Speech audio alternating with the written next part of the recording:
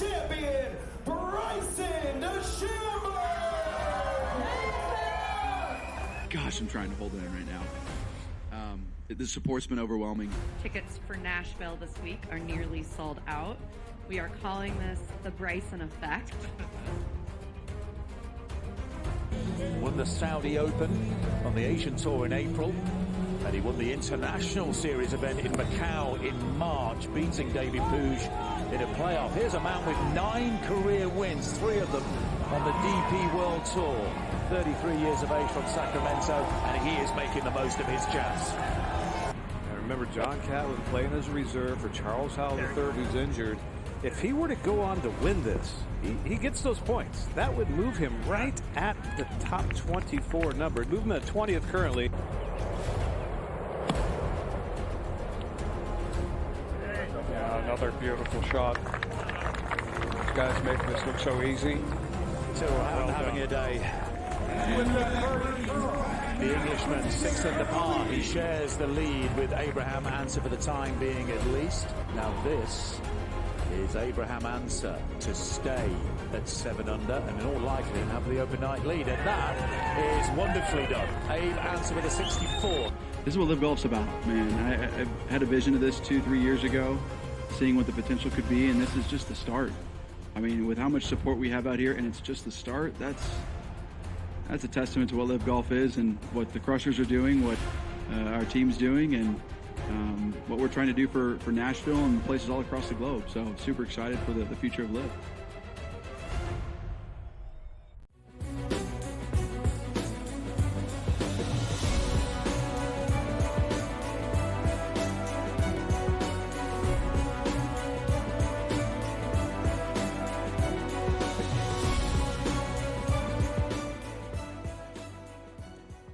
Some big blockbuster news as we welcome you to hour number 2, live right here on the 2024 NBA Draft Special on SportsGrid. Stay hydrated, folks. It's a long night here in the opening round of the 2024 NBA Draft. So, Kev, you were oh so close to having your strong desire of Rob Dillingham in San Antonio. At 8 overall, the Spurs make the pick, but they will trade his rights to the Minnesota Timberwolves. We do not know the return going back to San Antonio to pair alongside Victor Wembanyama in the 4th overall pick tonight, Stephon Castle. Kev, what do you make of this trade, at least the details that we have at the moment? So the details are starting to come out here from both Woj and Shams. A 2031 unprotected first-round selection and a 2023 swap. First of all, what year is it? They were trading 2030 picks. It's 2024 at last. I mean, that is wild. And what are they doing? I don't see that vision at all. If I'm San Antonio, I mean, this is the cupboard is bare in terms of we have Wemby and then we got to figure out a whole lot of stuff. Drafting 8th overall. Now by the way, I don't see. This is my thing. They weren't drafting Rob. They weren't. They drafted Rob to trade him. Correct. So they didn't love anybody here. They didn't love Matas Puzelis. They didn't love Dalton Connect. And they said, you know what? What if things go wrong in Minnesota? Which, Ann Edwards trade request, Cat, Rudy, okay, you could sell me on it, right? Maybe in 8 years when we're doing this, we'll be talking about what a move. I am disappointed because I got my hopes up, but it really just says San Antonio didn't love the options at 8, which is bizarre. The T-Wolves wore the 3 seed, JY, in the Western Conference postseason. They upended the defending champs at that time, the Denver Nuggets, in the 2nd round. Were the favorites to win the Western Conference crown before falling to the Dallas Mavericks and looking forward to next season. The second best price right now for the Timberwolves at plus 450 to win the West, only behind Denver. From the Timberwolves' perspective, what can Minnesota expect out of Kentucky's Rob Dillingham? Buckets. Simply put, this guy's a scorer. I call him Jamal Crawford. You want to say Lou Williams, whatever you want to say. 47.5% from the floor, 15.2 points per game. If Kyle played him enough, he probably would have scored 20, 22 points a game if he got the minutes. So now you put him in a situation with Minnesota. You have a couple of ways that you could do this. Number one, he starts with Ant in the backcourt, or he comes off the bench, Conley starts, and then that second unit with him and Naz Reid buckle up. And for the fact that they didn't give up anything until a 2030 pick swap or the 2031 first-round unprotected pick, we'll worry about 2031 when 2031 gets here. This is a big-time move, and this is a big-time score who goes with a team and now has him and Ant in the backcourt. Good luck guarding those two. And some big moves follow what just happened at number 8 overall with the 9th overall pick. The Memphis Grizzlies were on the clock, and the pick is now officially in. The biggest man in all of college basketball at 7'4", the pick at number 9 overall by the Grizz, Zach Edey out of Purdue. Kev, I have always said if the year was not 2024 but 1984, it wouldn't be number 9 overall. It would be number 1 overall for Zach Edey, the first back-to-back National Player of the Year in men's college basketball since Ralph Sampson at Virginia in the early 1980s. But college success is not always NBA success. Yep. How does Edey's games translate to the association? I think that is one of the biggest questions of this entire process. But when you look at his production at Purdue, it is second to none in this class. Full stop. There is not a single player in this class who can go bar for bar with Zach Edey as it pertains to putting numbers up on the board. The thing for Edey, the longer he stayed at Purdue, the more he was able to flash, and perhaps most importantly was cardio, stamina, workload ability. Zach Edey, if he gives you 20 minutes a night, with what he'll be asked to do in this league, won't be close to what he was tasked with doing at Purdue, at sometimes playing 40 minutes in a game, up and down the floor. At 7'4", he has to be able to protect the rim. There is some concern about him in space. I get all of that, but for Zach Edey, this is one of those situations when you tell me where he goes, I go, all right, let's bump him up a couple spots. Yeah. Memphis consistently drafts well. Consistently. They get a player with Zach Edey's abilities, which is being 7'4", that becomes super, super enticing. And, of course, it was an interesting year for Memphis surrounding the John Morant suspension. He was back for a few weeks, then a season-ending injury in early January. But this is a Grizzlies team that was the number 2 seed in the Western Conference the 2 previous seasons in the NBA. JY, we now talk about Zach Edey, the prospect from the prices. His draft position prop, 14.5. To be a lottery selection was an upset. It was plus money on the under. To be a top 10 pick, it was a plus 500 price at close. Are you, however, surprised that Edey went 9th overall? I'm surprised that he went to Memphis because I always thought it was going to be Portland. But when you really pull back, it makes sense. They need a 5 that can protect Jaren Jackson Jr. and be a space eater. So this is going to be a great move for this team that should be much better next year because his ability then to score inside, to rebound in the dunk spot. Now when you drive the ball to the basket, John Morant, you're not going to help because you have a 7'4" monster in the dunk spot to finish it. This is a great haul for Memphis, a team that will be much better this upcoming season. Zach Edey, the 3rd ever Purdue player to be selected in the lottery. Glenn Robinson and Jaden Ivey, the other 2. But the pick is now in at number 10 overall. The Utah Jazz have made their selection with the 10th overall pick in the 2024 NBA draft. Cody Williams is the selection out of Colorado. So we have rounded out the top 10. Cody Williams from CU, that number 10 overall pick. Kev, he was a minus money favorite to be drafted inside the top 10. He does cash that ticket at its bitter end. What can Utah expect out of Williams? Well, look, this is the most for me guy you probably could have. I mean, a one-and-done prospect whose player is his brother is J-Dub. I mean, we're just all about that. But before we do that, then, because I'll let Coach handle some of that, you mentioned a top 10 ticket cashed. Yes. But, man, there were some upsets. Dalton Connect does not go inside the top 10. Matas Puzelis largely didn't have odds in such a market because it was seen as such a certainty. Devin Carter doesn't go inside the top 10. The upsets pulled by Zach Edey, Ron Holland, and Rob Dillingham, to an extent, have really seen some slides now take place here in this draft. Chicago on the clock. We've heard some rumblings they could look to move this pick here at 11, with the Lakers rumored as a team to trade up. Bronny, I kid. But now Cody Williams off the board at 10 closes out that portion of the draft. And to an extent, where he was selected with who was available on the board, Tijon Salon as well, at 6th overall to the Charlotte Hornets, albeit a minus 500 favorite to be a top 10 pick. We'll get to the slides in just a moment. Montas Buzelis, who was a minus 105 price, not to go in the top 10, but in the top 5, and of course Dalton Knecht, who didn't even have a price to be a top 10 selection because the draft position prop was 7.5 in the under, so heavily juiced. But first we focus on the prospect that is Colorado's Cody Williams, the younger brother of OKC's Jalen Williams. Does his game match that of his big bro? Bigger. 6'6", silky smooth. Think of a Jalen Rose, a guy that was silky around the basket, can finish, can create. At 6'6", nice handle, good defender. Now is not the explosive athlete, but a cerebral, smart player who shot it at 55.2%.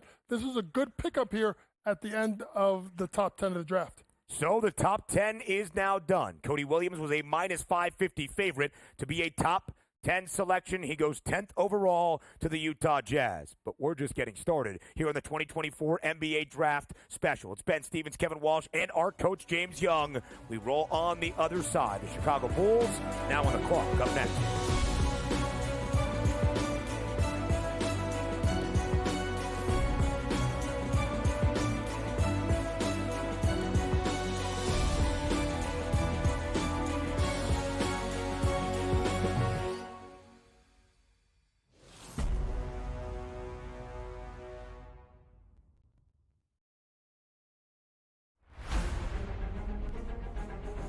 Nashville, help me welcome to the stage the captain of Crushers GC and the 2024 U.S. Open champion, Bryson DeChambeau. Gosh, I'm trying to hold it in right now. The support's been overwhelming. Tickets for Nashville this week are nearly sold out. We are calling this the Bryson effect. Won the Saudi Open on the Asian Tour in April, and he won the International Series event in Macau in March, beating David Puig in a playoff. Here's a man with 9 career wins, 3 of them on the DP World Tour. 33 years of age from Sacramento, and he is making the most of his chance. I remember John Catlin playing as a reserve for Charles Howell III, who's injured. If he were to go on to win this, he gets those points. That would move him right at the top 24 number. Move him at 20th currently. Yeah, another beautiful shot. This guy's making this look so easy. So having a day. The Englishman 6 under par. He shares the lead with Abraham Ancer for the time being at least. Now this is Abraham Ancer to stay at 7 under and in all likelihood have the open night lead. And that is wonderfully done. Abe Ancer with a 64. This is what Live Golf's about, man. I had a vision of this 2-3 years ago, seeing what the potential could be, and this is just the start. I mean, with how much support we have out here, and it's just the start, that's a testament to what Live Golf is and what the Crushers are doing, what our team's doing, and what we're trying to do for Nashville and places all across the globe. So super excited for the future of Live.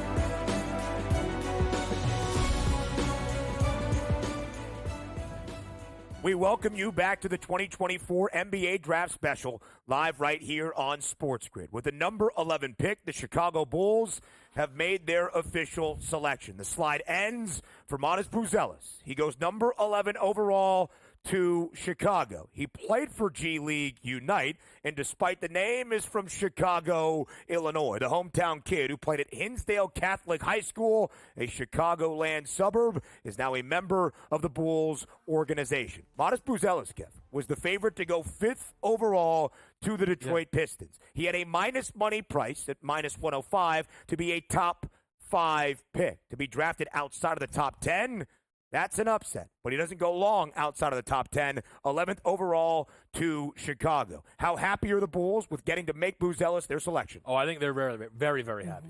You know, I talked about how awful the situation at USC was this year.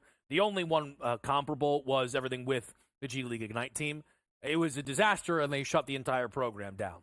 And to some degree, teams around the league have said, you know what? We understand Ron Holland still goes 5th, and Buzelis doesn't fall far. Still clearly a lottery pick. Again, we thought he would go 5 due to ties to Detroit here, but going 11 is not a major slip when you consider his season at the G League was not all that great. One thing that made me buy in on the player a little bit more, Ben, is selling the defensive upside of a 6'9 kid with a 6'10 wingspan, strong foundation, can be a potential game-changing piece, weak side help defender in Chicago. I know that's not the way you want to, your all-star is going to block shots on weak side help, but it's a nice starting block here for Chicago. I like the fit for the roster. I really do. Matas Buzelis began his high school career at Hinsdale Central. Excuse my miss-up right there. I said Hinsdale Catholic. It's Hinsdale Central, but is a native of Chicago, Illinois. So he gets to play for his hometown organization, and the draft position prop was 5.5 for Buzelis, JY. The over did have the juice at -165. We did not probably expect him to be on the board at 11th overall, but he ends up in the Windy City. What is the best thing about this prospect that Chicago fans can look forward to? He's really sneaky good defensively, and he's actually a pretty smart offensive player. And he kind of fits what they're going to do in Chicago, because there's talk about DeMar DeRozan leaving Chicago. So there's a chance for him to slide into that spot at the 3 spot with a team in Chicago that should be, let's be honest, folks, embracing a full rebuild. So Buzelis kind of allows them to kind of do that. Like I said, 44.5%. Listen, 6.6 rebounds a game. He rebounded sneaky good for his size. And at 6'10", let's see, at 209 pounds. Don't worry, folks. He'll put on some weight. When he does, with the way he is defensively, get out of transition, sneaky smart. This is a really good pick that fell right into the Bulls' lap. I want to pick up something the coach just said. The potential for a rebuild in Chicago. We don't know what's going to happen, but DeMar potentially could end up on the Clippers. Zach LaVine's name is mentioned all the time. Buzelis is actually a guy that I want to see where he's priced when it comes to Rookie of the Year. Now, they still have pieces, Nikola Vucevic and, of course, Kobe White. You would expect to lead the charge. Many don't think Lonzo Ball ever puts the Bull uniform on again. There could be more opportunity than people would expect for Matas Buzelis. I want to hit one more thing. Please. Just again from the markets that were tracked today by our great group and what's been paid out the last 4 picks, Ben. 8th overall, Rob Dillingham, plus 750. Zach Edey, 9th overall, plus 600. 10th, Cody Williams, plus 850. How about Buzelis here? 20-1 to go 11th. So, you have been talking about huge plus money being paid out now. And there's been plus prices before that, but we are talking about big prices now coming off the board here. We certainly are, and there was another heavy favorite to be a top 10 pick in Providence's Devin Carter at -230, who is still on the board at number 12 overall. The Oklahoma City Thunder are on the clock. Matas Buzelis makes his way to Chicago. The Bulls, a 180-1 price to win the Eastern Conference Championship next season, as they have kind of floated in play-in purgatory the last few years in the Windy City. So now we move it forward to OKC. JY, directly to you. The Thunder were the number 1 overall seed in the Western Conference, and yet because of what Sam Presti has done, find themselves in the lottery with a robust amount of picks. The number 1 overall seed in the Western Conference, drafting in the lottery, what luxury does that allow the Thunder? They could really go wherever direction they want, Ben. If you look at it, one of the things is maybe you want to look at is a secondary ball handler, someone that can kind of take the ball and let SGA to play off the ball a little bit. And obviously the ability to rebound the ball. I do get concerned sometimes with Chet at the 4, as a 5 sometimes. I think you could go look at a 5, but where's the 5 that's available? So someone that can handle the ball will be someone I would look at. And because of the number of players they have that are young, they could actually take a guy and take their time with him. I believe the pick is in. I'll let you handle this. I'm just going to tell you this. What Coach just said, I don't think he had the pick. If he did, he's sneaky, but I don't think he did. couldn't describe the player that OKC just drafted more. And that player that the Oklahoma City Thunder have drafted, Nikola Topic. The pick is in for OKC at number 12 overall. Nikola Topic is the selection for Oklahoma City. So, Kev, the number one seed in the Western Conference a season ago, with an MVP contender this upcoming year in Shai Gilgeous-Alexander. How does Topic round out this roster in OKC? You know, one of the smart money team needs was a secondary ball handler. You bring in a 6'8" lead guard from when he was playing overseas. I mean, you talk about getting rid of Josh Giddey and then potential replacement here. It couldn't have worked out better for Oklahoma City. The concern is the ACL. Yep.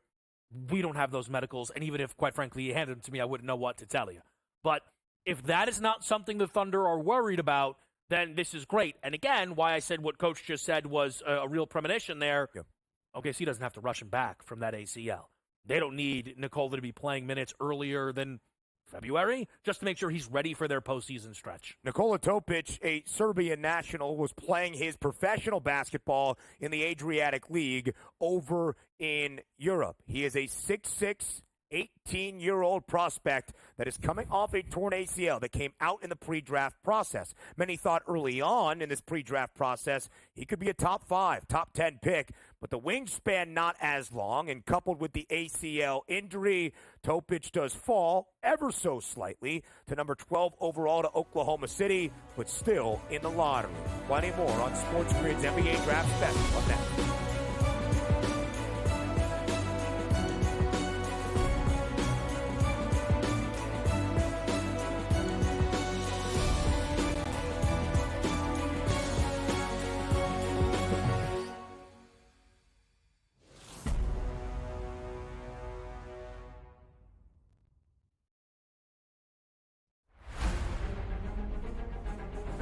Nashville, help me welcome to the stage the captain of Crushers GC and the 2024 U.S. Open champion, Bryson DeChambeau!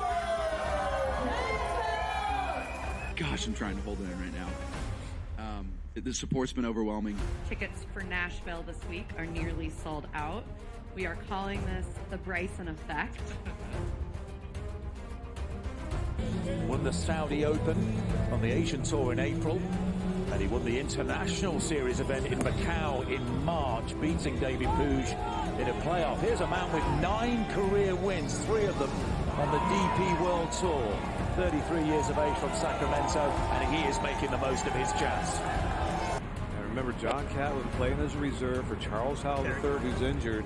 If he were to go on to win this, he gets those points. That would move him right at the top 24 number. It'd move him at 20th currently.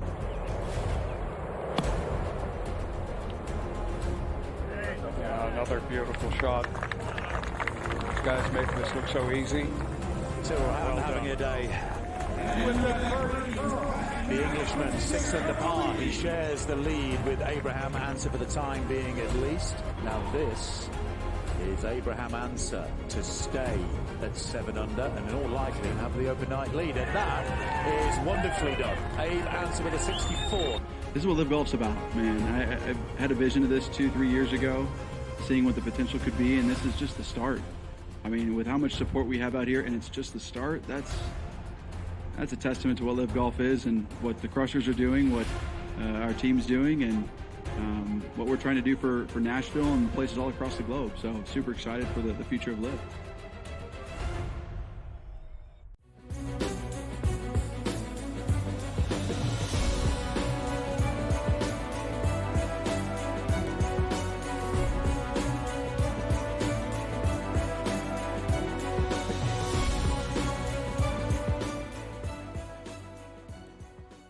Picks down in the opening round on night number 1 of the 2024 NBA Draft, and we bring it to you all live right here on our draft special on SportsGrid. Kevin Walsh, James Young, our coach with us as well, and I am Ben Stevens. So at number 12 overall, the Oklahoma City Thunder select Nikola Topic out of Serbia, playing already professionally in the Adriatic League despite being just 18 years old. So, Kev, I think the natural next thought is who is on the clock. With the 13th overall pick, that would be the Sacramento Kings. And for Sacramento, at least based on the odds, two guys that should not be here. Tennessee's Dalton Knecht, who had a draft position prop of 7.5. The under so heavily juiced at minus 250, there wasn't even a top 10 price on Knecht.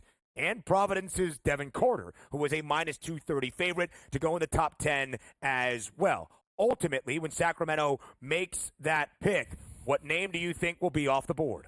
Do you see that top team need there from the smart money team needs? Yes. Self-sufficient score. Admittedly, a bigger need when Malik Monk returning was seen as more of a question mark. We know he's back. The most self-sufficient scorer in the draft at this point in time is Dalton Knecht. No doubt. So for Sacramento, that has to be enticing. But there were a lot of talks today that Sacramento could very well look to move this pick right now. Whether that's for Kyle Kuzma as the Wizards look to bring in more assets, whether that's Zach LaVine as the Chicago Bulls look to bring in more assets, I don't know. But Sacramento, I don't think we're going to get this pick right this moment, unless I'm completely wrong. We have the pick in because the Kings are looking around here. I think they've got good options on the board, though, Ben. When you look at Sacramento, JY, from their roster perspective and what would help this Kings organization moving forward into next NBA season, which prospect fits best with this Sacramento team? And the pick is now officially in, and we'll get your thoughts on the prospect. Out of Providence, the pick now official. At 13th overall, Sacramento has selected Devin Carter, one of the best players in the Big East. A season ago, now makes his way to California's capital. JY, I was going to ask you which prospect fits the billing that Sacramento needs most. Is Devin Carter that guy? Interestingly enough, he is, to me, an outstanding defender. So I thought it would be a connect in regard to the fact that they do not do well at catching, shooting the ball, especially from three-point land. But when you peel it back, this guy defensively, I think maybe the best defensive guard in the draft. You're looking at a Drew Holiday type, a Marcus Smart type, a tough guy, a guy that would really fortify the team. Now, that wonders right off the bat is someone like a Davion Mitchell is probably on the move at this point, because if you bring Devin Carter off the bench, then that takes care of that right there. So he's going to probably lead that second unit, but this is still a guy that's game's gotten better, and his three-point shooting got better this last year. Good pickup here. More guard depth. They run that split screen action. Understand it? You set a screen, someone cuts, someone pops. You need a smart, cerebral player, improving shooter, great defender. Good pick for a guy that slid down to Sacramento. The 2023-24 Big East Player of the Year average conference contest. Again, minus 230, Kev, was the price on Carter to be a top 10 selection. He was the favorite at one point this afternoon to go 8th overall, 9th overall, 10th overall. He goes 13th overall. Is Sacramento happy that Devin Carter fell into their lap? They're elated. Look, I never want to say a bad word about Davion Mitchell or anyone that played on that title Baylor Bears team, as they did very well for your boy. But Devin Carter is a better version of Davion Mitchell across the board. This is a national semifinalist for Defensive Player of the Year in college basketball. This is someone who has a 6'8 wingspan compared to Davion's 6'4. And Devin Carter, what he did at Providence, I know it didn't lead to a title. Jared Butler, the lead guard on Baylor, just using that comparison. But Devin Carter was averaging nearly 20 a night for Providence. So you get a guy who I think had top 20 potential on what he did just defensively at the guard position, and pair as many lead guard reps as he has, plus NBA pipeline, dad played in the league. Yeah, I mean, this is a fantastic pick here for a basketball team that wants to win at a high level next year. Devin Carter can help you do that. Devin Carter, the son of Anthony Carter, who played in the NBA for 13 seasons. He understands what it takes to have success at this next level. So Devin Carter off the board. 13th overall to the Sacramento Kings. Again, a minus 230 favorite to be a top 10 pick. It is the final pick in the lottery. Up next at 14th overall, after a trade earlier this evening, the Washington Wizards, who selected Alex Sarr with the second overall pick, back on the clock. Will Dalton Knecht's slide stop?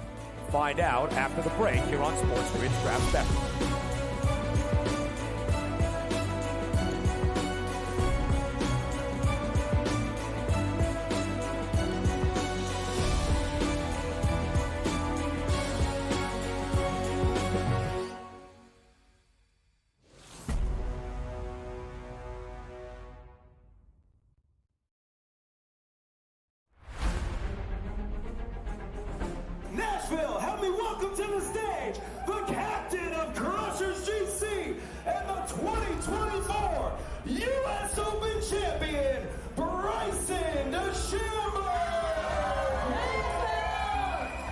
Washington trying to hold it in right now. The support's been overwhelming. Tickets for Nashville this week are nearly sold out. We are calling this the Bryson effect. Won the Saudi Open on the Asian Tour in April, and he won the International Series event in Macau in March, beating David Puig in a playoff. Here's a man with 9 career wins, 3 of them on the DP World Tour. 33 years of age from Sacramento, and he is making the most of his chance. I remember John Catlin playing as a reserve for Charles Howell III, who's injured. If he were to go on to win this, he gets those points. That would move him right at the top 24 number. Move him at 20th currently.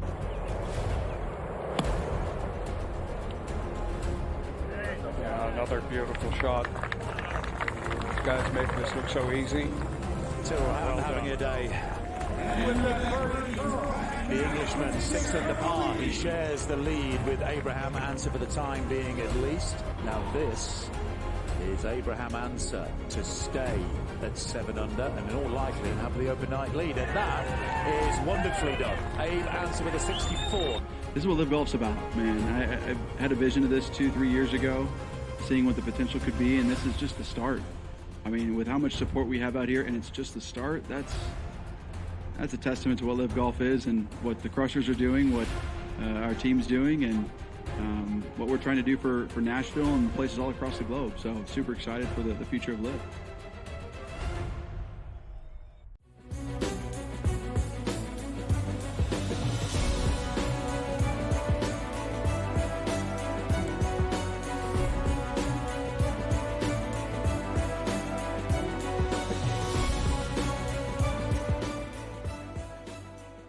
The final pick of the 2024 NBA Draft Lottery. That is the first 14 selections of any NBA draft since it was instituted in 1985. And originally, just about 2.5 hours ago, the Portland Trail Blazers were slated to have their second selection of the night at 14th overall. But in a deal where Denny Avila made his way to the Rose City in return, the Trail Blazers sent back to the Washington Wizards not only Malcolm Brogdon, but the 14th overall selection in this 2024 NBA Draft. And with that 14th overall pick, the Wizards have made their selection. Washington goes with Bub Carrington out of Pittsburgh. Carlton, his given name.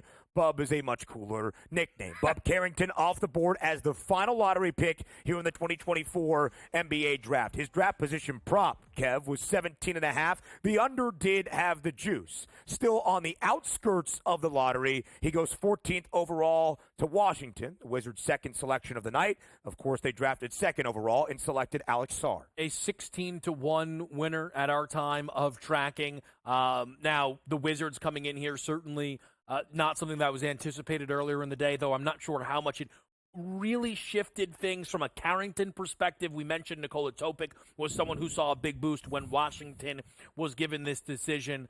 For me, I get it.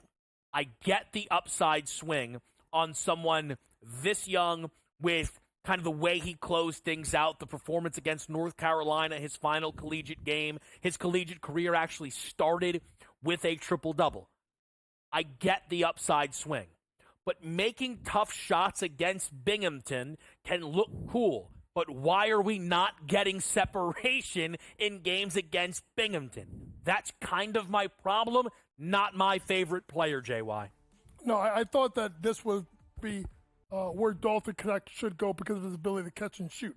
That being said, he's a scorer, right? He's got a pull-up game, but Kevin made a great point. Pull-up game versus Binghamton, pull-up game in the NBA. He's not overly quick. That could be something that could be an issue. He does have 4.1 assists per game. He is a good decision-maker, playmaker.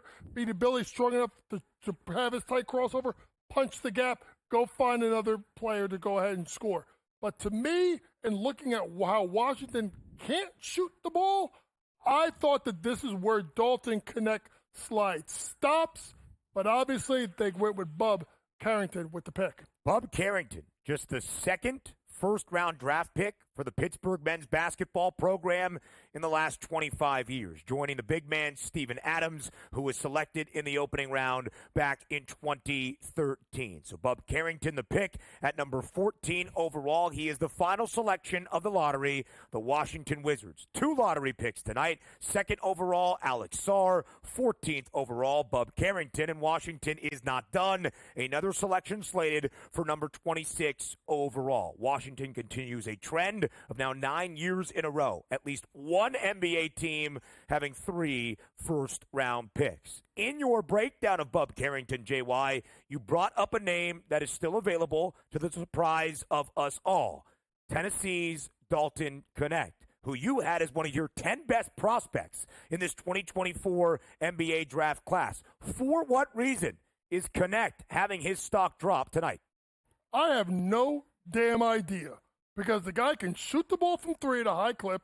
He has a good pull-up game, and he can defend, because if you play for Rick Barnes, you got to be able to defend. So why this guy is sliding, he was number 7 on my big board leading up to the draft. I was fully expecting him to go in the top 10. I thought once he got to here that this would be the spot that he can go. But there's got to be something that we're missing with Dalton Knecht. I will say this. If he gets to the right situation, in the right environment, where you run him off the screens, Ben, or you have a guard that can punch the gap and then kick out and get this guy an open shot, he's going to knock down. And this is a crazy thing. Here comes the team that every time they take a guy, you're like, oh, it makes sense. And here come the Miami Heat. Duncan Robinson, see you later. Here's your replacement. Tyler Hero, you could be gone too.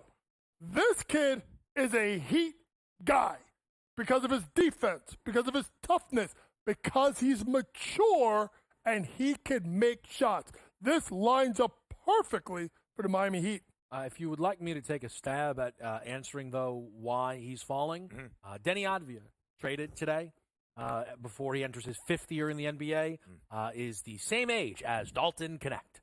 So if you would like, I could send Denny Advia back to the SEC and see how that looks. Right. Look, I like Dalton Knecht as well, okay? I think that he enters the league a ready-to-contribute day one guy. I also think he's a completely finished product. We just saw Bub Carrington go off the board. And there's a lot of room for Bub to grow. Yeah. So Washington, in their current status, are hoping to take a swing. Now for Miami, again, drafting Dalton Knecht sounds great because I mean, it's Miami. And again, if you look at the smart money team needs, they all involve shooting. And one of the best shooters in the class, and not just catch and shoot, but spot up off the dribble in Dalton Knecht, is on the board. I'll give you a prediction. If the Heat now go to the podium and grab Dalton Knecht, he will be the most bet-on player for Rookie of the Year this season. And we do not have those odds out yet, unlike last year when it was the coronation of Victor Wembanyama. Yeah. And before the NBA draft even began, he was a minus money favorite to win NBA Rookie of the Year, of which he did. Again, after seeing the first 4 picks off the board, be strictly chalk because of where guys have been drafted and when we have seen plenty of plus money prices. For instance, let's talk about the end of the lottery. Devin Carter was a minus 230 favorite to be a top 10 selection. He goes 13th overall to Sacramento. That was a 12-1 price to be slotted in that exact position, number 13 overall. Bub Carrington, as you mentioned, 16-1 to be the 14th overall pick. Earlier in the day, it was the Blazers. Tonight, it was the Washington Wizards. If it is Dalton Knecht at 15th overall, it's a 25-1 price for a prospect who had a draft position prop of 7.5, and the under had the heavy juice at minus 250. He was the SEC's leading scorer this past college basketball season, averaging nearly 22 points per game with 21.7 points per game. JY, if he does go to Miami, you mentioned Duncan Robinson and Tyler Hero. We do have the pick in, and it is not Dalton Knecht. At number 15 overall, out of Indiana, the Miami Heat have selected Khalil Ware, the big man for the Hoosiers, who played 1 year in Bloomington at IU after transferring this past season from Oregon. So not Knecht. His slide continues now into the back half of the opening round. 15th overall, Khalil Ware out of Indiana, who actually had the second best price to be drafted number 15 at plus 850. Still a large plus money price, Kev, but where he was maybe thought of going midway through this opening round. I promise you that this is the funniest fit that has happened and will happen all night long. You want to know the big worry about Khalil Ware? You both certainly are aware of it. His motor, his work ethic. He's now a Miami Heat. So either this kid will be out of the league in 2 years, or they'll trade him, I guess, or he's going to connect. And if you promised me that Khalil Ware connected, oh, well, that's a top 6 player in this class. 7'1" floor spacer who provides legit rim protection, and all he did at Indiana. See, I had a lot of this is, again, the Heat did it again. They took Jaime Jaquez last year, and I went, oh, well, forget everything I thought. Great pick. I was not so sure about Khalil Ware. Doesn't matter. Miami Heat took him. Great pick.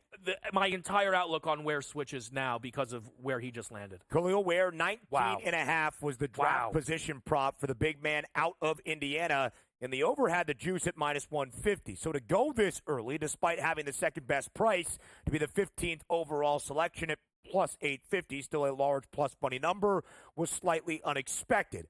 Does it make sense in South Beach? Our coach, James Young, will tell you what Miami's coach, Eric Spoelstra, is set to do with Khalil Ware on the other side of the break.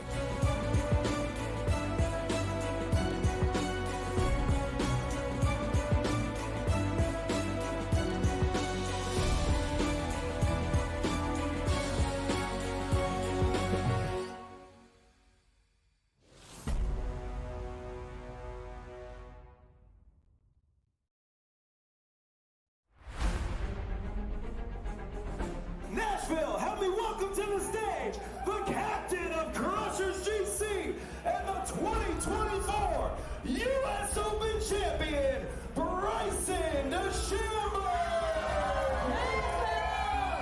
Gosh, I'm trying to hold it in right now.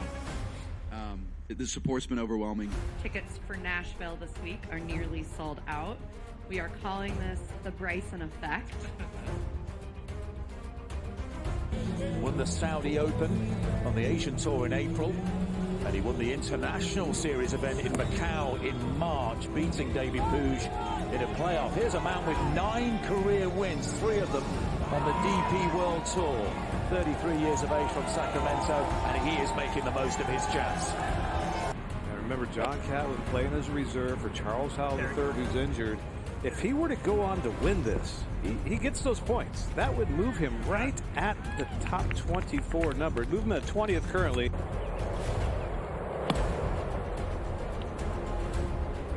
Yeah, another beautiful shot. These guys make this look so easy. Tyrrell having a day. The Englishman, 6 under par. He shares the lead with Abraham Ancer for the time being at least. Now this is Abraham Ancer to stay at 7 under and in all likelihood have the open night lead. And that is wonderfully done. Abe Ancer with a 64. This is what Live Golf's about, man. I had a vision of this 2-3 years ago, seeing what the potential could be, and this is just the start. I mean, with how much support we have out here, and it's just the start, that's a testament to what Live Golf is and what the Crushers are doing, what our team's doing, and what we're trying to do for Nashville and places all across the globe. So super excited for the future of Live.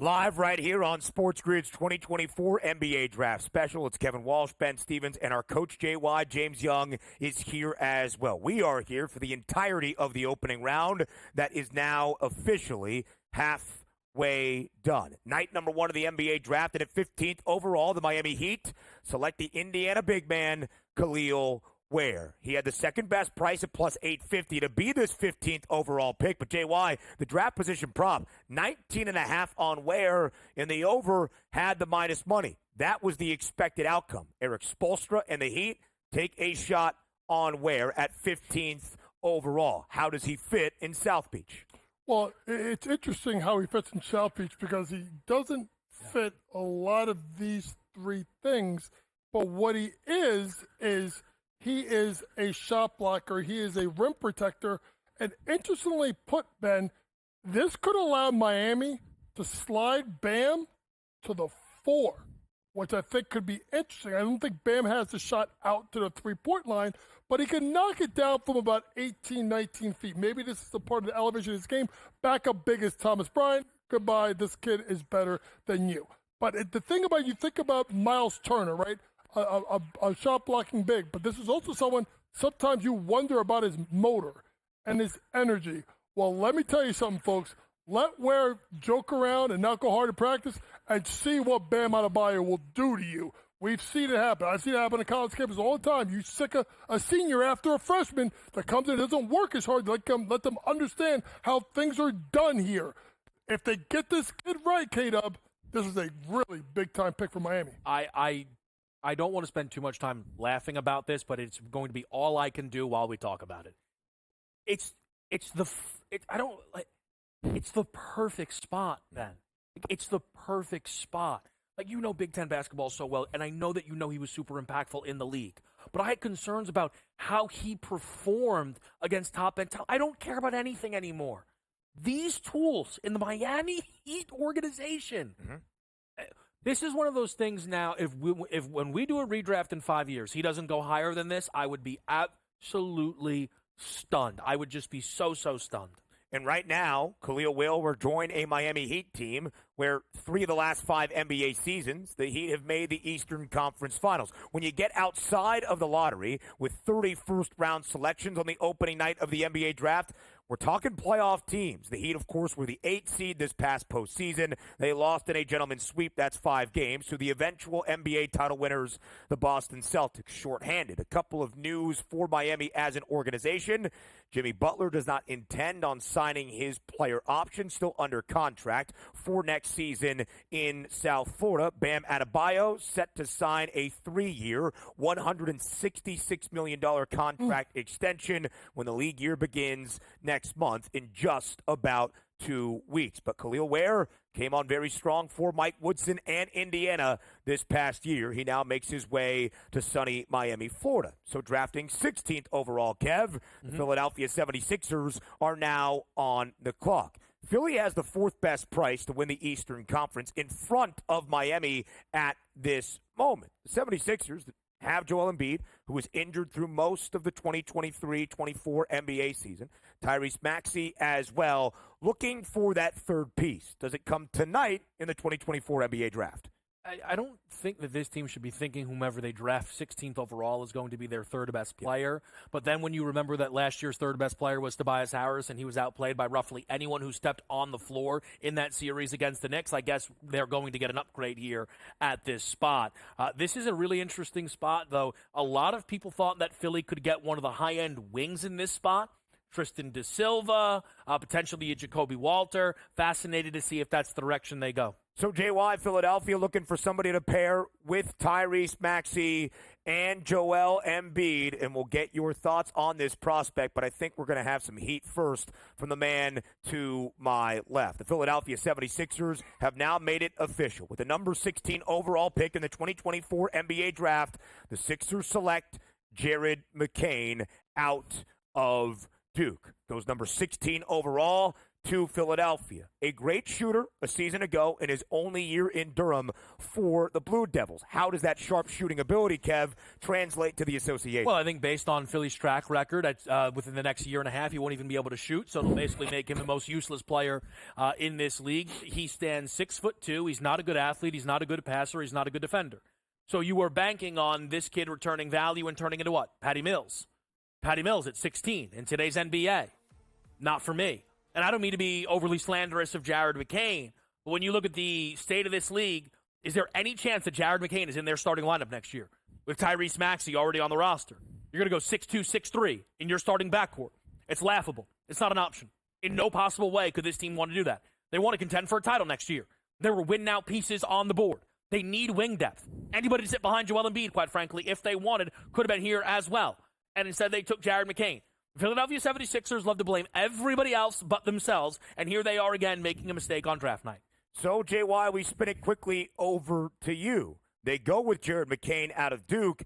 And again, the question is going to be, because he is still on the board, the comparison to one Dalton Connect. Did the 76ers get this 16th overall pick right? Oh, hell no, they didn't get it right. I mean, simply put, I've gone on and talked about on record that I don't like having two small guards play together, i.e. Garland, Mitchell. So now you're doing this with Maxey and now McCain. If you look at the team needs, athlete, not it. Combo forward, not it. I just thought there's many different ways you could have went. You could have went with Jacoby Walter. You could have went with Tristan Da Silva. You could have went, if you want to take a chance on Kyson George, you could have went on Dalton Connect. But you went with a 6'2", undersized, not quick, not a great ball handling point guard. And for the first time tonight, as the 2024 NBA Draft has officially been underway, we put all of you on Bronny Watch, because at number 17 overall, the Los Angeles Lakers are on the clock. Kevin, quickly, by the time we return from break, might Bronny James hear his name called at 17th? I don't think so, but I sure do hope so. We shall see. Could he upset everybody, even the odds makers, and be a first-round pick? Bronny James going to L.A. right here, right now? Find out next on SportsGrid.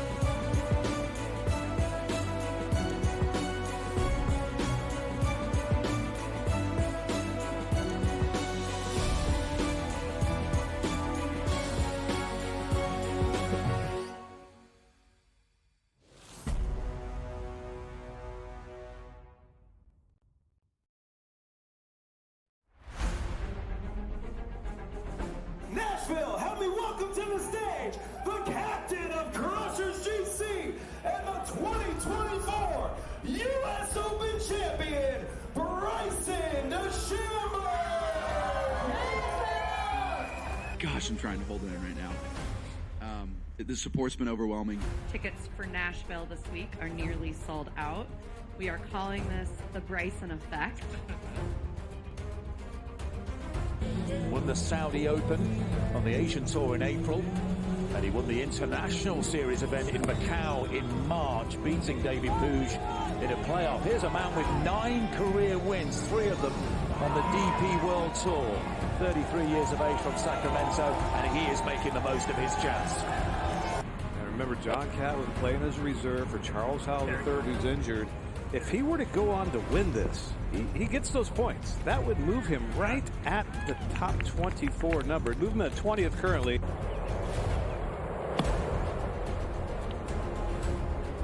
Yeah, another beautiful shot. This guy's making this look so easy. So having a day. The Englishman 6 under par. He shares the lead with Abraham Answer for the time being, at least. Now this is Abraham Answer to stay at 7 under and in all likelihood have the open night lead, and that is wonderfully done. Abe Answer with a 64.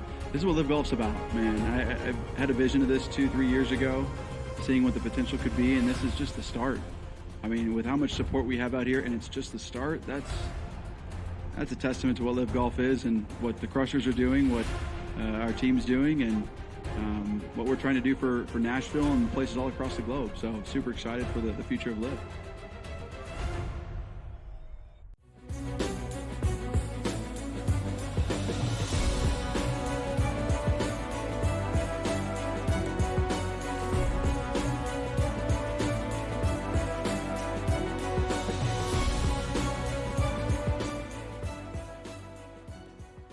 Welcome back to SportsGrid's 2024 NBA Draft Special. With the 17th overall pick in the 2024 NBA Draft, the Los Angeles Lakers are now on the clock. And we put you on Bronny Watch, once again on SportsGrid's Draft Special. Might this be the spot that Bronny James hears his name called? Again, the draft position prop was 54.5 to be a first-round pick. It was plus 750 for Bronny James. This is not the expected spot, despite maybe being the favored destination. JY, from a basketball perspective, I was going to ask you if this fits the description, but it's not Bronny James, and the slide is now over for the SEC's leading scorer from a season ago. Dalton Knecht goes 17th overall to the LA Lakers. Kevin Walsh, there is a grin on your face. What are you most excited by? Well, I mean, I don't know. They finally got someone for LeBron that makes a ton of sense. I mean, listen, I know they brought in Anthony Davis, but this is a perfect selection. Because the Los Angeles Lakers at times attempt to ignore that their best player is nearing age 40, and they want to try and exist on two timelines, and you can't really do that when your best player has 2 to 3 years left of playing in this league. Dalton Knecht is ready to play now. You always should put shooting around LeBron and Anthony Davis. They put shooting around LeBron and Anthony Davis. I mean, a win-now player who fits perfectly. This couldn't have gone any better, Ben, for the Los Angeles Lakers. I don't know if others will disagree. I think this is a home run. I think it is a promising pick from a basketball perspective, the right decision for Dalton Knecht, who, again, the slide was not what we expected from the odds perspective. 7.5. 7.5. The draft position prop for Dalton Knecht out of Tennessee. In the under had the heavy juice, being the expected outcome of that side. He falls all the way from not 7.5 to number 17 overall. LeBron James, Anthony Davis, under the tutelage of J.J. Redick. JY, how does Dalton Knecht fit in Los Angeles? If you just look at the team needs, very simply put, whatever keeps LeBron happy, right? What do they struggle with? Shooting the ball. An Anthony Davis partner. Well, now you got someone who can shoot the ball. This is perfect for the Lakers. A mature player, a plug-and-play player, someone that you know exactly what you're going to get from day one. Space the floor, got it. Deep range, got it. Pull-up game, got it. Maturity, got it. Defense, got it. This is the perfect fit for the LA Lakers, a team that is combining trying to win now and into the future. They needed a ready-made guy. I was hoping it's either Knecht or De Silva, either or. They took Knecht. Great pick for the Lakers. Plus 3,000.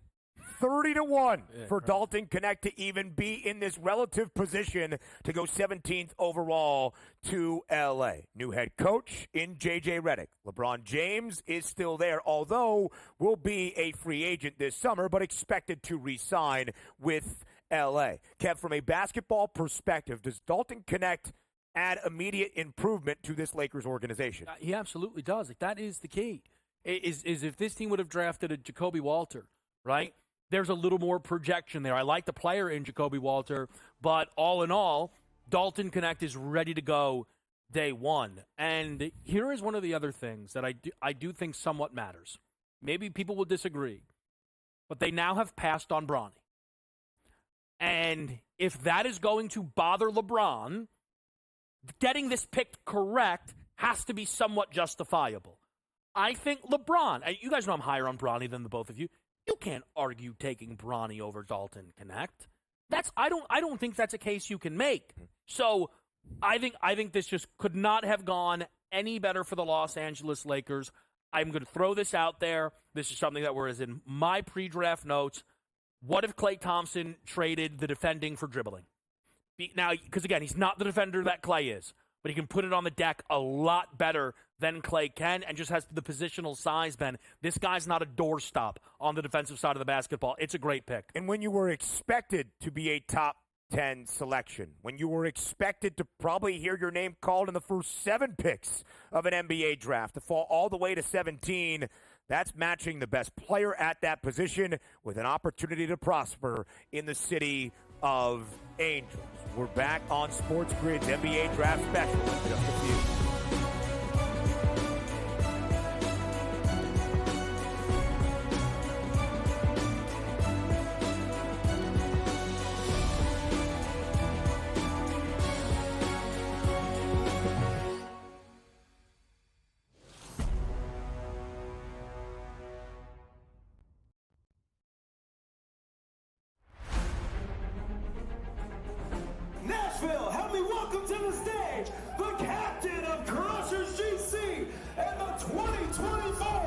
U.S. Open champion, Bryson DeChambeau.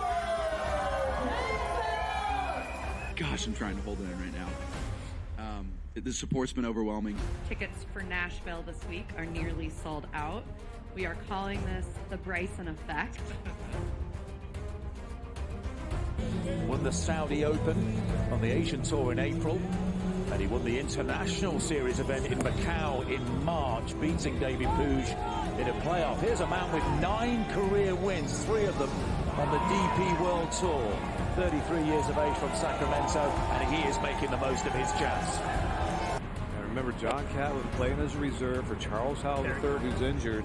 If he were to go on to win this, he gets those points. That would move him right at the top 24 number. It'd move him at 20th currently.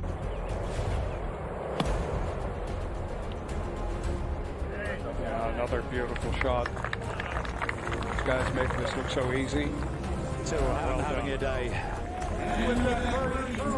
The Englishman 6 under par. He shares the lead with Abraham Answer for the time being at least. Now this is Abraham Answer to stay at 7 under and in all likelihood have the open night lead. And that is wonderfully done. Abe Answer with a 64.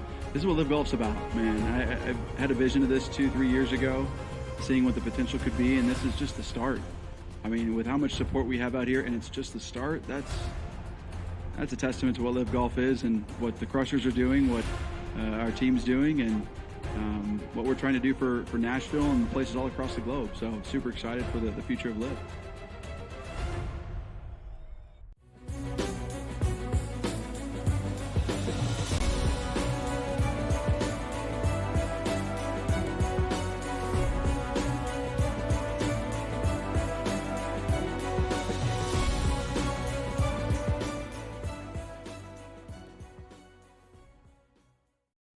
So just to recap what we have seen is the second half of night number 1 of the 2024 NBA Draft is now underway. 16th overall, the Philadelphia 76ers select Jared McCain, the sharpshooting guard out of Duke. 17th overall, the LA Lakers on the clock, and they make the pick to end the slide for Tennessee's Dalton Knecht, a guy that averaged nearly 22 points per game last year, top 10 in the nation in men's college basketball. At 18th overall, the pick now in for the Orlando Magic as well. It is official. Making his way to Florida, the Magic have selected Tristan da Silva out of Colorado. A big night, Kev, for CU men's basketball. 2 first-round picks. Cody Williams, 10th overall to the Utah Jazz. Da Silva, 18th overall to the Orlando Magic. It is the first time in Colorado men's basketball program history, the Buffs have had 2 first-round selections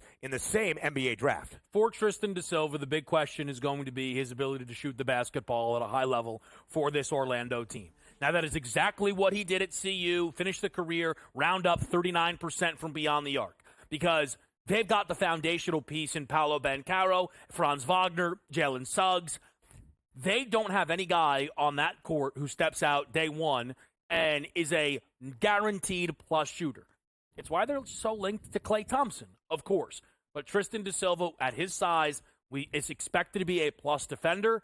If that shot holds up, he'll play a lot of minutes for Orlando, Ben. 2 first-round draft picks in the same NBA draft, the first time in Colorado program history, the first time they've had a first-round selection since Derek White back in 2017. And he just won an NBA championship with the Boston Celtics. The prospect that is Tristan da Silva. But, JY, I know you wanted to make this point in comparison of what Dalton Knecht could have presented to Orlando if they had been picked 17 and not 18. What about Knecht's game that da Silva does not maybe potentially possess do the Magic desperately need?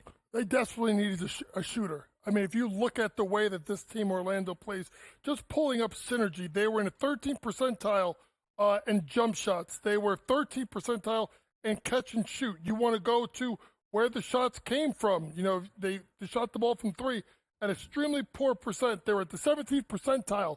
Yikes, at shooting. So from 3. So they needed someone that could stretch the floor.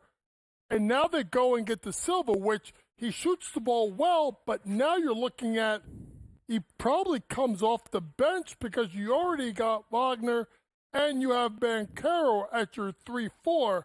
So I think Orlando, in my opinion, guys, I think they got stuck. I think they were wanting Dalton connect off the board. Unless they would have reached for a guy like a Johnny Furphy as a shooter, they got stuck. So they probably went with the best available player, which was De Silva. De Silva's draft position prop was 16.5, even juice on both sides. So to be selected 18th overall, pretty much what the odds makers expected. The Orlando Magic, who had a successful postseason and drafted first overall just 2 summers ago with Paolo Banchero, who ended up winning NBA Rookie of the Year. There is a promising future ahead for the Orlando Magic. Now on the clock, Kev, the Toronto Raptors with the 19th overall pick. It's a season of rebuilding for the Raptors. During this past NBA campaign, they traded away OG Anunoby. He signs an offseason extension with the New York Knicks. They also traded away Pascal Siakam, who signed a max contract with the Indiana Pacers, where he was dealt to. What do you think the Raptors' mentality here is in this NBA summer? So I think a lot of people are probably expecting this team in this spot to go Jacoby Walter because they're just attempting to add more and more guys to this roster. They don't necessarily have anyone on it, Ben, who is very clearly the future of the franchise. Scotty Barnes is the guy. I'm just not sure they believe Scotty Barnes is the best player on a title team. I think they really like what Emmanuel quickly flashed while in Toronto.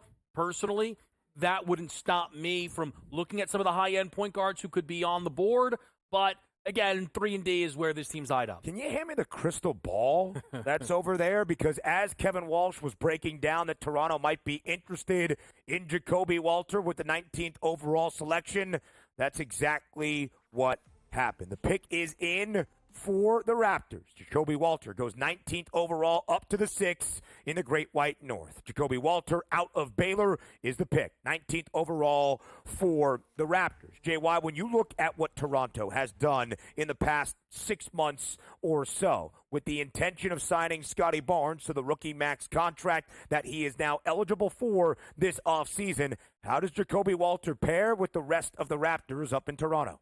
It fits the need right here as an all-bond defender. Say that 3 times, twice.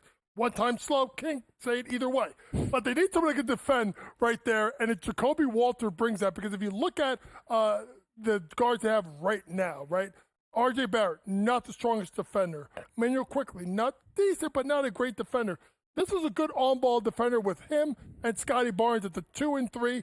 You're going to be really good defensively. So I think that's what he needs. Could you have gone with a true point guard and moved quickly to where he's more of, I would say, a scoring 2 and go 3-guard lineup with R.J. Barrett? Yes.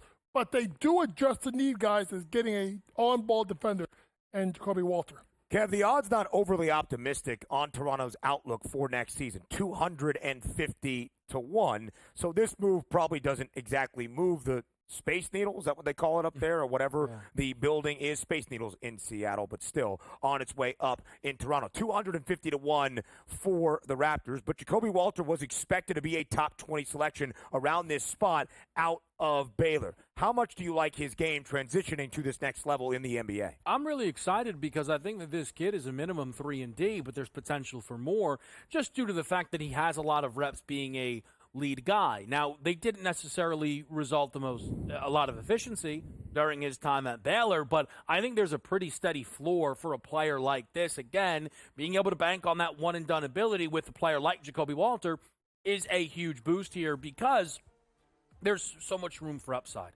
And Toronto really has nothing but time. We know that to be true. So I think that this is a team all in all. Very, very happy to make this pick.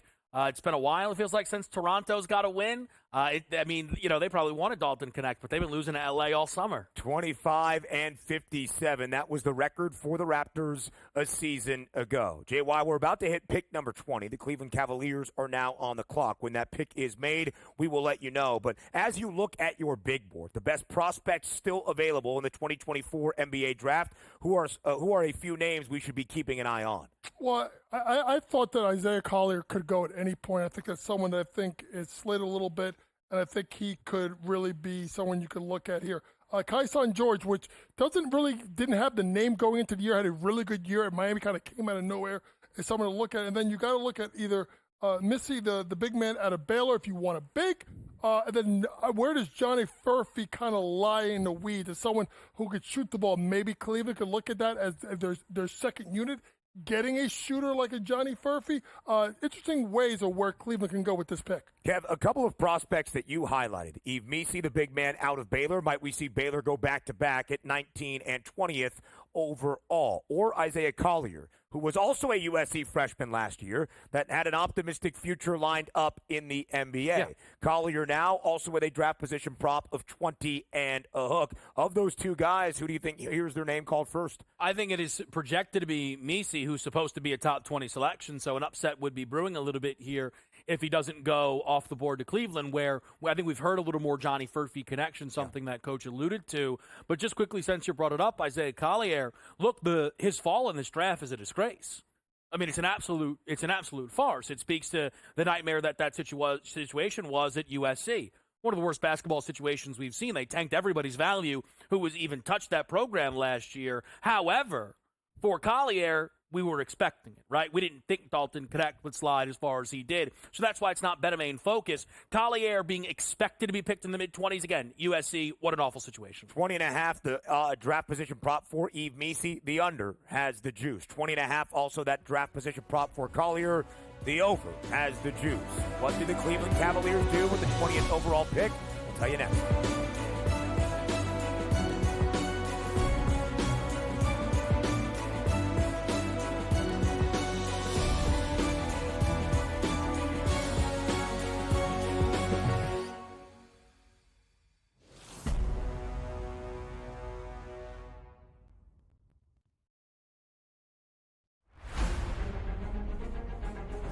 Nashville, help me welcome to the stage the captain of Crushers GC and the 2024 U.S. Open champion, Bryson DeChambeau! Gosh, I'm trying to hold it in right now. The support's been overwhelming. Tickets for Nashville this week are nearly sold out. We are calling this the Bryson effect. Won the Saudi Open on the Asian Tour in April, and he won the International Series event in Macau in March, beating David Puig in a playoff. Here's a man with 9 career wins, 3 of them on the DP World Tour. 33 years of age from Sacramento, and he is making the most of his chance. I remember John Catlin playing as a reserve for Charles Howell III, who's injured. If he were to go on to win this, he gets those points. That would move him right at the top 24 number. Move him at 20th currently.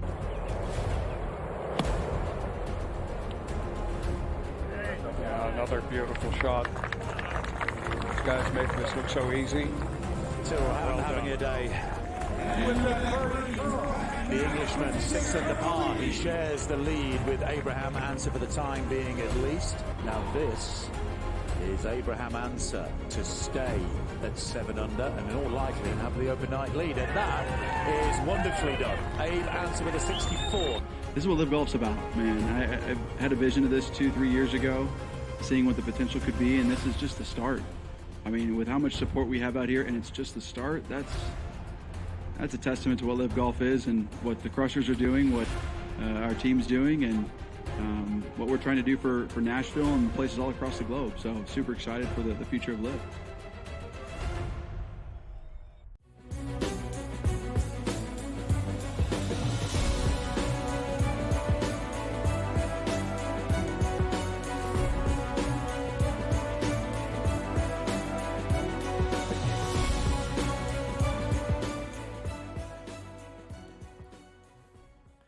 The picks are starting to flow here in the second half of night number 1 of the 2024 NBA Draft. 20th overall, the Cleveland Cavaliers. 21st overall, the New Orleans Pelicans. Both on the clock. Both of the picks are now officially in. Let's start with the Cavs with the 20th overall selection. The pick now made, 20th overall out of Cal. It is Jalen Tyson. He goes 20th to the land. At 21st overall, our second Baylor Bear in the last 3 NBA draft selections. 21st, the New Orleans Pelicans make the pick, and it is Yves Missi. As we look at those odds and what was expected, Kev, here in these spots, We talked about the draft position props and those odds to be that specific selection. Yves Missi, one of the shorter prices outside of the lottery, even outside of the top 10 that we saw. There it is. The pick is officially in. The big man out of Baylor, Yves Missi, 21st overall to New Orleans. Plus 250 was the number for Yves Missi to be this 21st overall pick. The odds makers were on it, and so were you. Why did you think this was a natural landing spot for Missi? Yeah, well, it's actually not necessarily about how much I love the landing spot, but it's kind of just connecting dots. And oddly, we saw Yves Missi mocked at 21 in a number of spots, and it's incredible the number of upsets that we saw happen within the top 10. Odds to go 21st overall, Yves Missi was plus 250. Yeah. Which is a very short number when you consider 20 other picks had to happen, and that ended up being a winning wager. Now, the wager that I ended up winning myself was Missi to be selected before Kyle Filipowski. Different price, minus 270. A winner nonetheless, but a winner on the board. But that's sometimes how you have to be willing to bet the draft. I just think this is a good opportunity to bring that up. Perhaps we get some props tomorrow. And people are going to say, hey, I promise you Bronny's going Lakers. I promise you Bronny's going Lakers. Do I really want to lay minus 200? Well, it's the draft. There's no injury. You're right or you're wrong. Yeah. And with Yves Missi, all of the conversations that were happening around him leading up to this draft, Ben, is that he was much closer to a top 20 pick than Kyle Filipowski. And here he is off the board at 21 to the New Orleans Pelicans. Filipowski, the draft position prop, is 23.5. And a sincere shout-out to the DraftKings Sportsbook, putting odds out for all of these picks in the opening round so we can bring you that odds perspective to every single selection on night number 1 of the 2024 NBA Draft. And as we shared, outside of the top 10, the shortest number for the favored spot in that slot was Jared McCain at a 5-1 price to go 18th overall. Of course, he was selected 2 picks earlier, 16th overall to Philadelphia. So those are the thoughts on Yves Missi. Now let's get to Jalen Tyson, who went 20th off the board to the Cleveland Cavaliers. From a prospect perspective, JY, what does Tyson bring to the land? He's just an overall role player, right? He's a guy that you could plug in. He can play a bunch of different positions. Got a little bit of a Jared Dudley to his game, toughness, hustle, and his ability to get downhill. He's a rugged kind of scorer. He's not your type of just bomb away from three, even though he shot it at a decent percentage. So he's a depth guy. He's someone that can help your second team in Cleveland. But really quick on Yves Missi, I think what's really interesting about it is now defensively you can play completely different coverages in your pick and roll, right? Jonas Valanciunas, more of a drop coverage kind of guy. Yves Missi, far more athletic, can switch out, can guard multiple guys. Athletic defender, rugged rebounder, lob threat, kind of like almost like a Jalen Duren. So that kind of speaks to maybe a little bit more of an up-tempo play and how New Orleans wants to go.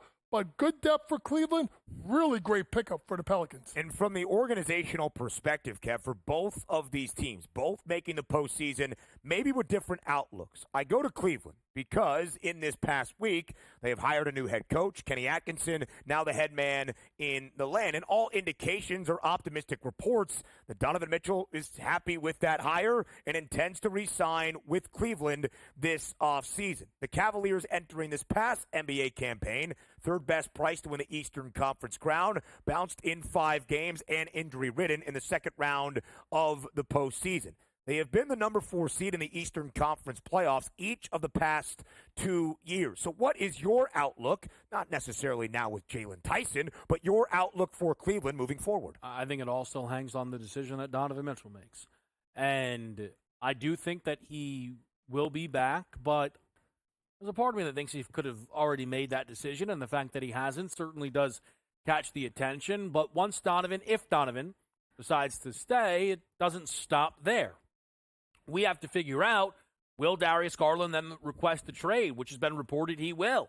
Will Jared Allen be moved on from? One of the key links, Ben, to tie this all in together was Jared Allen to New Orleans. Does Yves Missi stop that move? I don't know how much they would be willing to put on the youngster out of Baylor, but perhaps it does. These are all things that we have to consider with the Cavs. I think they're a very difficult team to give some, bang, bang, this is what it's going to be, because you've got 2 of their 3 best players for some, 2 of, let's call it their top 4 players, Ben, on the market, and that's not even including Donovan Mitchell.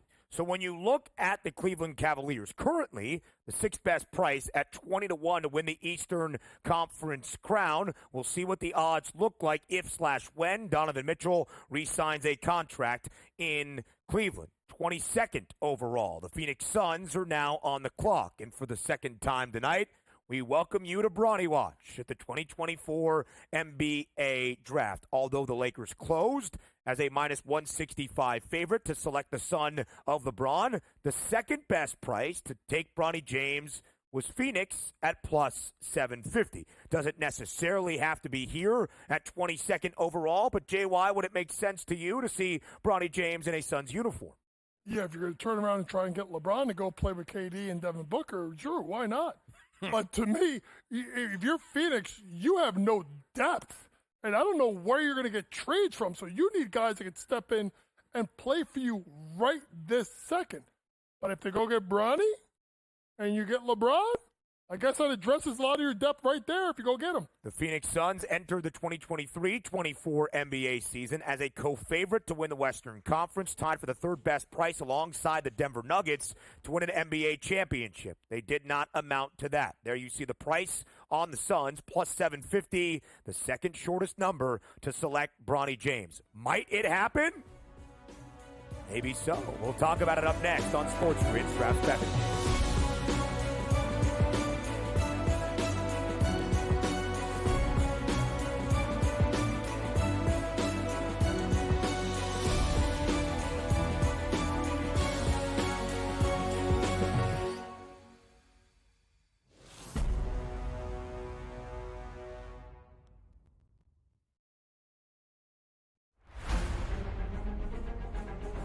Nashville, help me welcome to the stage the captain of Crushers GC and the 2024 U.S. Open champion, Bryson DeChambeau.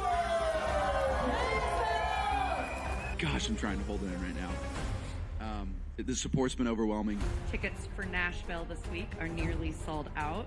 We are calling this the Bryson effect. Won the Saudi Open on the Asian Tour in April, and he won the International Series event in Macau in March, beating David Puig in a playoff. Here's a man with 9 career wins, 3 of them on the DP World Tour.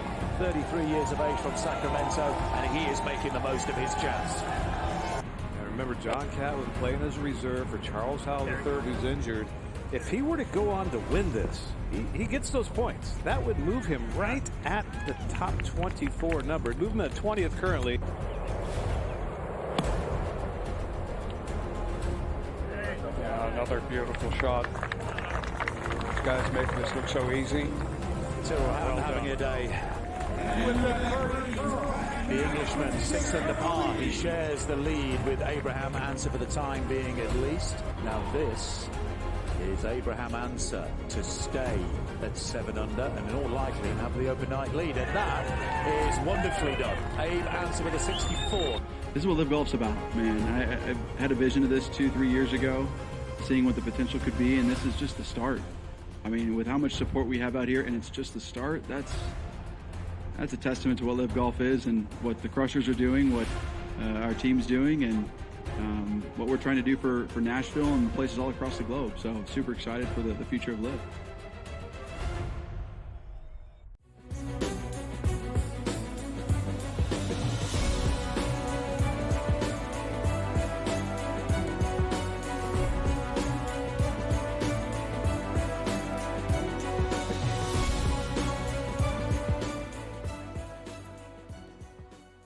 An NBA draft trade as we welcome you back to SportsGrid's 2024 NBA Draft Special at number 22 overall. We did Bronny Watch, but it wasn't truly correct for the Phoenix Suns, who trade the number 22 overall pick to the Denver Nuggets. And with that 22nd overall selection, the Nuggets select Deron Holmes II out of Dayton. The Dayton Flyer now makes his way to Denver. Kev, from the odds perspective, the Denver Nuggets were slated on the opening round of the 2024 NBA Draft to pick 28th overall.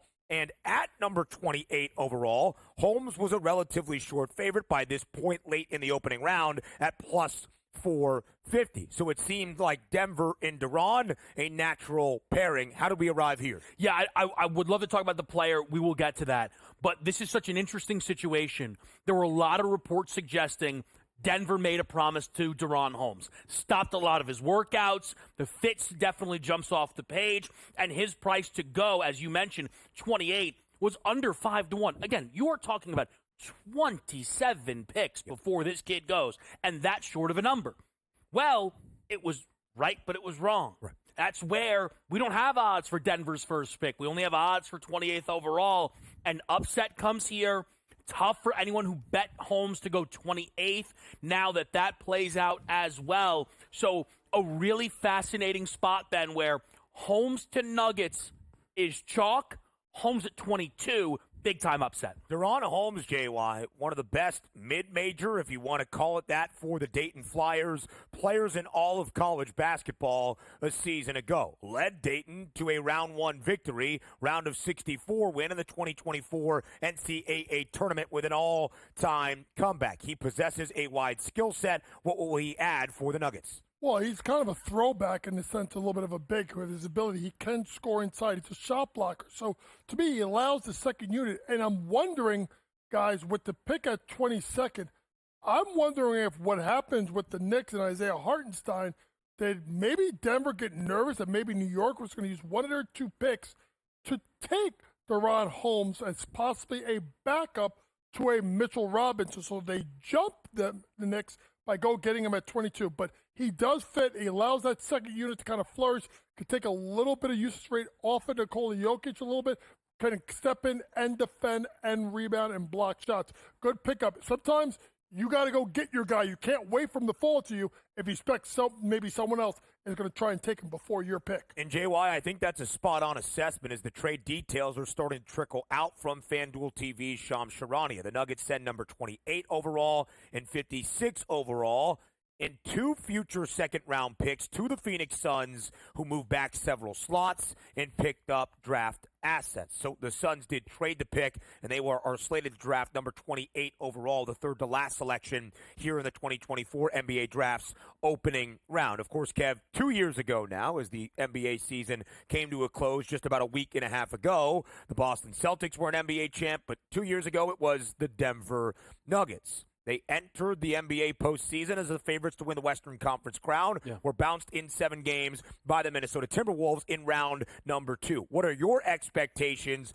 for the Nugs moving forward this season, and how does Duran Holmes help? Well, Holmes, again, I actually love the player. He is a pick-and-pop 4, could even play some small ball 5 if you'd like, and he was a Defensive Player of the Year in the A-10.